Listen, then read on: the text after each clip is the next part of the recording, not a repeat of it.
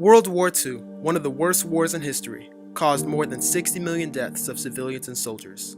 Led by Nazi Adolf Hitler, the Axis powers consisting of Nazi Germany, Fascist Italy, and Imperial Japan incrementally spread their communist influence across Europe and Asia. To quell the advances of Hitler, an unlikely alliance known as the Allied Powers formed among France, Great Britain, the United States, and the Soviet Union.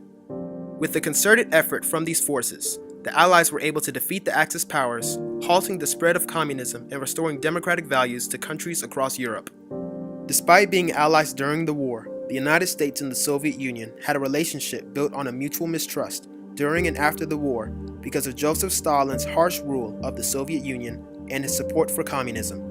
Following the war, the Soviet Union's physical and ideological expansion into Eastern Europe worried the American government, making the relationship between the Americans and the Soviets even more contentious. Worried about communism infiltrating America, the United States government began investigating the entertainment industry to ensure that it was not being subverted by communists. In a Salem witch trials-like hunt, individuals a part of the film industry were forced to falsely accuse friends and colleagues of being communists in order to save their own jobs. However, in the midst of this hysteria, there was a group that refused to comply with these investigations. They were blacklisted and labeled as the Hollywood 10. Question is, have you ever been a member of the Communist Party? That spreads like an epidemic. Stand away from the stand. If communists have attended Communism in reality Stand away from the stand. an evil and malignant way of life. In contempt of A Congress. quarantine is necessary to keep it from infecting this nation.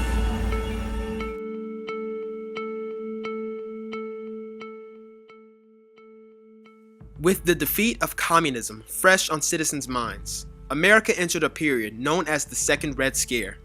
Americans feared communism assimilating in the mainstream culture of the country. International events like the successful testing of a nuclear bomb by the Soviet Union in 1949 and the communist advance of Mao Zedong in China in 1950 further worsened the fear of the spread of communism. In response to the growing fear of communism, President Truman began to take precautions by enforcing Executive Order 9835, or the Loyalty Oath, which screened over 4.7 million government employees for communist ties and forced them to undergo a loyalty pledge. The government also reinstated the House Un-American Activities Committee, or the HUAC, in 1938 to investigate private citizens, government employees, and organizations possibly tied to communism. The HUAC hearings consisted of committee members forcing witnesses to make vague allegations against suspected communists and blindly accusing others of being communist sympathizers in order to take the suspicion off of themselves. Witnesses felt pressured into complying with the committee because if they refused to, they were dubbed as being in contempt of Congress and were placed on the respective industries' blacklists. Those who were blacklisted faced an inescapable cycle of unemployment. Although HUAC was instituted to debase communists, the committee used its power to undermine civil rights groups like the NAACP and individuals like Martin Luther King Jr. In the late 1940s and 50s, attending movies became one of America's most popular pastimes, with over 90 million Americans going to the cinema weekly in 1946. The government saw this popularity as a conduit to spread communist principles, stimulating an in-depth investigation of the entertainment industry. HUAC rooted itself in Hollywood starting in 1947, with J. Parnell Thomas, a congressman from Illinois, leading the committee. This committee has the responsibility of exposing and spotlighting subversive elements wherever they may exist. It is only to be expected that such elements would strive desperately to gain entry to the motion picture industry, simply because the industry offers such a tremendous weapon for education and propaganda. The Hollywood HUAC hearings all started with the same menacing question posed by J. Parnell Thomas. Are you or have you ever been a member of the Communist Party? Are you a member of the Communist Party? Are you a member of the Communist Party? Of the 41 individuals that Thomas interrogated, 10 individuals, later dubbed as the Hollywood 10, would rise to infamy due to their unusual approach with responding to this question.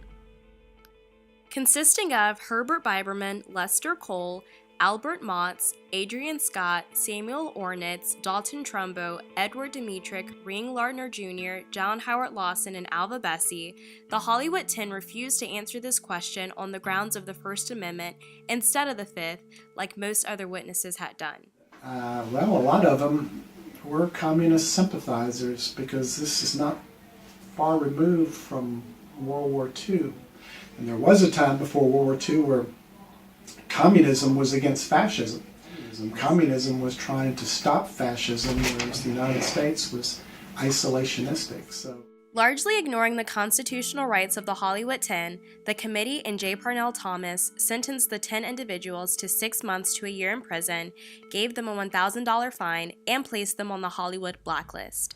When we appeared before J. Parnell Thomas and his committee, we thought the Constitution guaranteed the rights of everyone. We believed the Supreme Court would certainly stand behind its own decisions. Well, we were mistaken. The Hollywood 10 officially began their sentences in 1950 after the Supreme Court refused to review their case in 1949. On that day, by its refusal to hear our case, the court washed its hands of the rights of the American people. However, one member of the Hollywood 10, Edward Dmytryk, surrendered and released the names of more than 20 colleagues he considered to be communists. This communist witch hunt swept Hollywood because, unlike the Hollywood 10, many filmmakers and actors were not powerful enough to resist the effects of the career-destroying blacklist and were more inclined to point fingers at fellow colleagues. Being an informer and placing your fellow actor or fellow friend, fellow director in jeopardy meant that that family didn't work anymore. So that taking that step was about the worst thing that you could do to anybody. With the overreaching power that was granted to HUAC, many wondered why the Supreme Court was not restraining the Congressional Committee.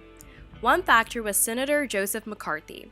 And most people were afraid of McCarthy too. It was just easier to knuckle under him than to defy him.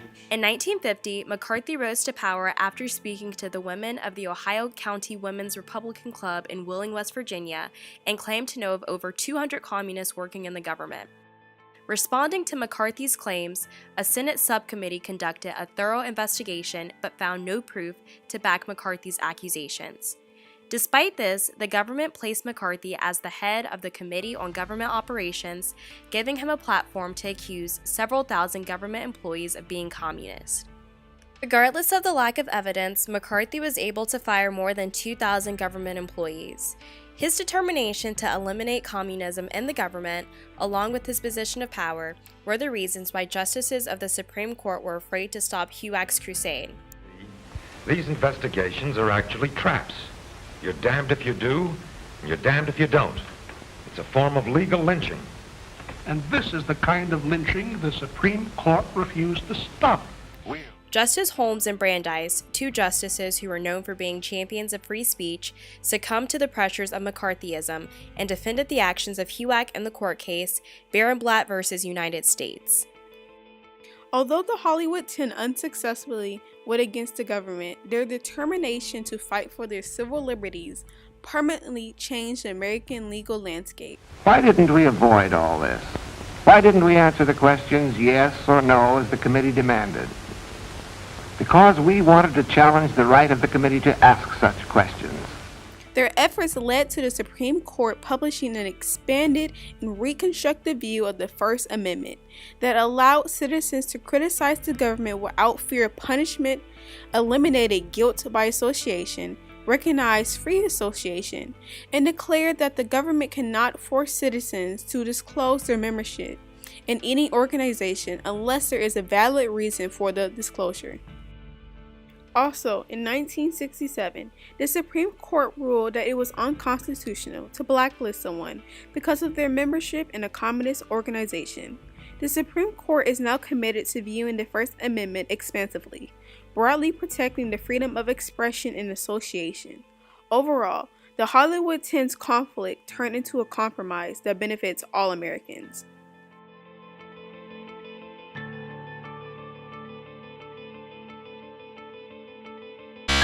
Howard. How are you going to answer the committee's questions?